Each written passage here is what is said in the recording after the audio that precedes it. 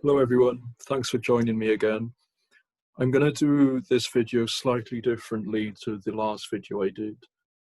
So I'm filming this on Saturday night and I'd like to review the films I've seen this week. So instead of just focusing on one video, I'm going to talk about the 3 films that I've seen this week. And I'm just going to say that they're all different in, how do I say this? Some of them are excellent and some of them are complete waste of times.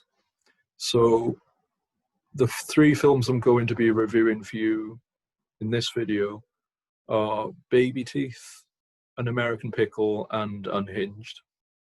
Now, I'm not going to say which are terrible and which are amazing, but one of the worst films I've ever seen in my life will be the middle film. So you can wait on tenterhooks to see which one I'm talking about. I think I'm going to start with Unhinged because I've just come from seeing that tonight. And I was surprised that I enjoyed this film. It was directed by Derrick Borte, and I didn't know much about this film. I only heard about it a couple of days ago. And it's a very violent film, which is why I was surprised I liked this film. It's one of those films where you don't enjoy them, but you like them, if that makes sense. So to skim over everything, basically it's a film about a madman who, so the film is filmed across one day, and it's about how a madman has road rage and he takes it out on this one random woman and her kid and her family. And the thing I find weird about this film is they got Russell Crowe to play the madman in this film. And I don't think that's doing any favors for him because Russell Crowe is famously quite an aggressive person and has been arrested for GBH, I want to say, like that kind of assault. So I was thinking about that the whole time because I don't think that's doing anything good for him. But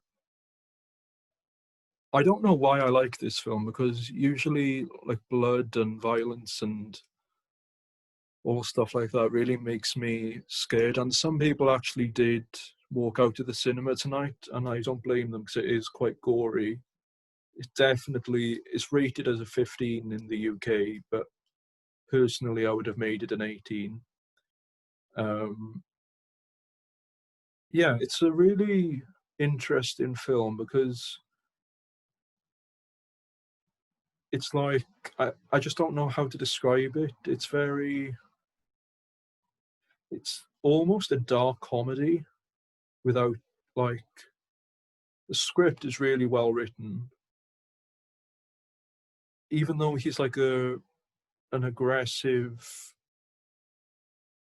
psychopath, I think is the way to call him, the script makes him funny. He's not likable at all, but he does make you laugh. And there is a lot of abuse, and especially, well, there's a lot of abuse, but there's a lot of like female abuse to this woman, which is obviously not, shouldn't be glorified, but it emphasizes how much of a monster this character is. And yeah, but it's quite unrealistic in a way because the police don't turn up right until the end, and it's a 90-minute film. And if you had a madman on the street running people over and like threatening to kill people, it wouldn't take them 9 hours to get to a madman. So I think the power of film is, I always think about things too much, and I think this is one of those times. Yeah, I enjoyed this film. It was written by Carl Ellsworth, so I think I can thank him for the laughs. But yeah, I just don't like I really don't know how to say if I like this film or not. I'm going to give it 3 stars. I was tempted to give it 3.5, but I think because of all the violence and everything, I'm going to give it 3. Um, I should say I'm quite biased though, because I'm not a massive Russell Crowe fan anyway. The only films I've enjoyed with him in are A Beautiful Mind and Boy Erased. I did like Les Miserables, but I didn't like his characters, so I'm not going to count that. Um, yeah, I wasn't expecting to enjoy this film, and I came out enjoying it. Not enjoying it, but liking it, so I would recommend it. I don't want to spend too much on each film in this video, so I'll move on to the next one, which is by far the worst film of the 3. This film is called An American Pickle, and it's one of the worst films I've ever seen in my life, but I'm going to review it nonetheless. It's a film starring Seth Rogen, and I'm just laughing about how terrible the film is, because I've always said this, and I'll still say it. I don't like bad mouthing anyone who works in the arts, because I know how hard people work and how much work and effort has gone into making a project like this film. But I felt nothing. There was nothing. It's advertised as a comedy, and I think it's one of the very few times I have never laughed in a film. And it's just, so the concept of the film is, oh my god, I'm getting annoyed just thinking about it. Seth Rogen, there are 2 versions of Seth Rogen in this film. One version of him is he's like this country farmer working with cows in Eastern Europe in like the year 1919, which is already like, you can make a really nice film about that, but Seth Rogen's was obviously going to be terrible. Um, and then he comes over to America to work in this factory, and somehow there's like a bang on the floor or something, and then he falls into this like big, like this tub container of like pickle brine, like the juice where gherkins go in or something, and he falls in there. He's in there for 100 years. These kids are playing football, they're making a racket, and the ball goes into the room, and then they go near the thing opens, and then Seth Rogen comes out, and the whole concept of the whole film is that he was reserved in pickle juice for 100 years, and then he wakes up in modern day Brooklyn. Like, that is the concept of the film. I'm getting annoyed just talking about it. They use one of my least favorite tropes in films as well, and that's when they use the same actor twice or more than twice, and so Seth Rogen plays himself and his great grandfather, I want to say, and that just really annoyed me because it's been done so many times. The one that comes to mind is Eddie Murphy, but at least he can make things funny. I feel like this is a really unprovoked attack on Seth Rogen, because I've never met the guy. I'm sure he's really nice, but this film just really riled me up. It's not even like the jokes are funny. Like, it's 90 minutes long, and the jokes are so there's this bit, and so obviously he's from 100 years ago, so he doesn't know about modern things. So then the new Seth Rogen is introducing the old Seth Rogen to millennial things, and then he asks him if he wants to have almond milk or like peanut milk, I think he said. And then there's the whole hack joke about how many things they're milking these days. Like, how do you get milk out of a nut? Like a joke that's been used from every hack open mic comic for like the last 5 years. So that's the thing that like. So I was making notes in the cinema, and like this is my list of notes, and there was a guy a couple of like about 10 seats on the other side away, and he was watching me scribbling down, and I was writing my notes, and I was just like carving, like when you carve into wood. That's what I was doing with the when he did that nut milk joke. There's another thing about how people from 100 years ago didn't know what sparkling water was, and a large majority of the film is that he was always too poor to have sparkling water, and now he can have it in modern day Brooklyn. I'm not explaining this very well, and I'm aware of that, but you have to see the film to understand what I'm talking about. There's a lot of unnecessary violence in the film. That's one of the main jokes in the film as well. I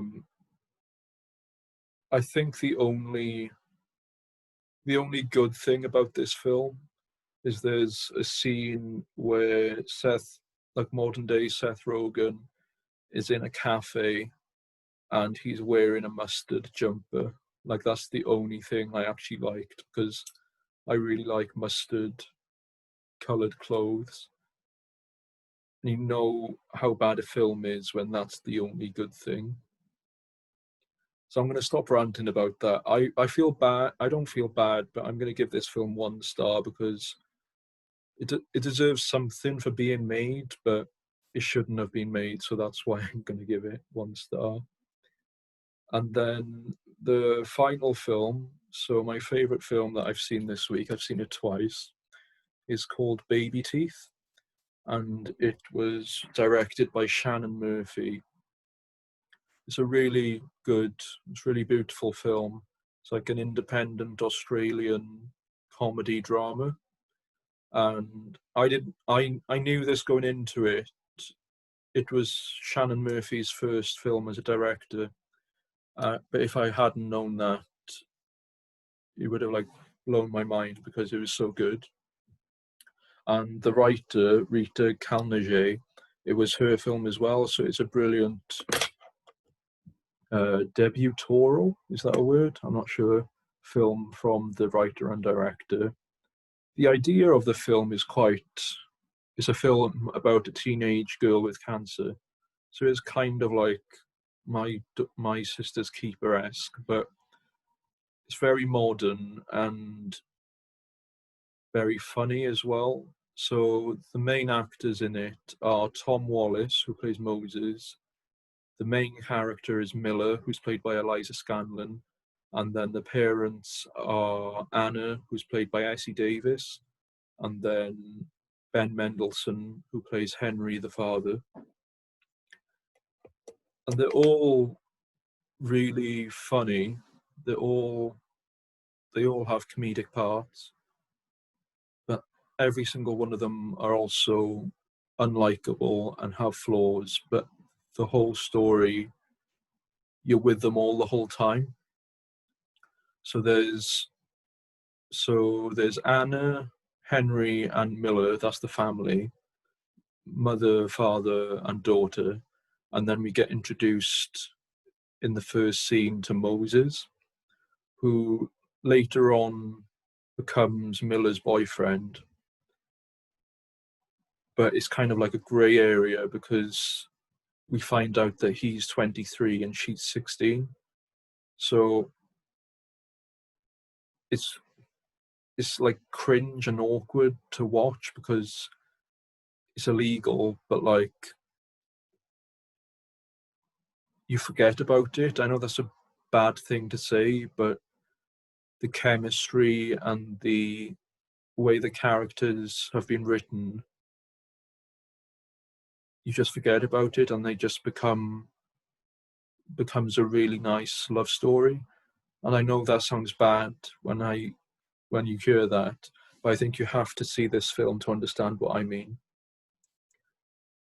And obviously, with cancer films, you always get there's a lot of arguments in the thing.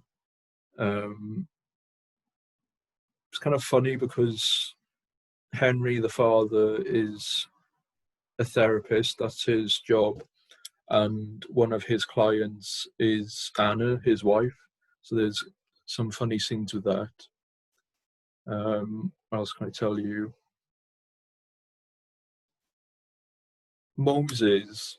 I've seen this film twice now. The first time I saw it, I went by myself, and then last night I saw it with my friend Josh, and we were talking about whether or not we're supposed to like Moses because he does so many things, despite him being 23. Like, put that aside, um, he does so many things that makes you.